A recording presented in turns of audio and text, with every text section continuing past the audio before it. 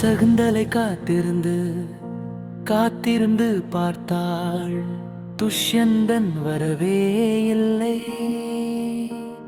சகுந்தலைக்கு ஒரு ஆண் குழந்தை பிறக்க பரதன் என பேர் சூட்டி வளர்க்க துவங்கினார். பாரதம் என்ற நம் தேசத்தின் பேர் இவரிடமிருந்தே வந்தது. பாரத நாடு என எல்லா திசையிலும் புகழ் பரவ பல குணநன்களும் நிறைந்தவராக பேரரசராக திகழ்ந்த பரதர் ஒரு முன்னுதாரண மனிதனாக இருந்தார். பரதரின் குழந்தை பருவம் அவரது தாயுடன் காட்டில் கழிந்தது. ஒரு நாள் கன்வ முனிவர்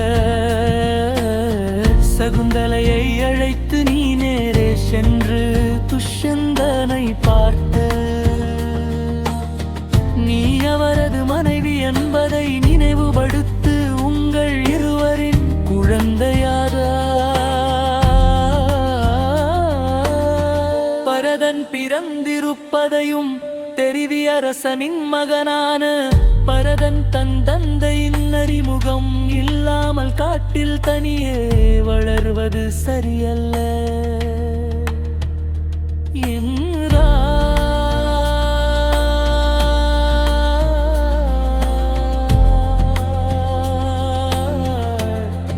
என்றார்.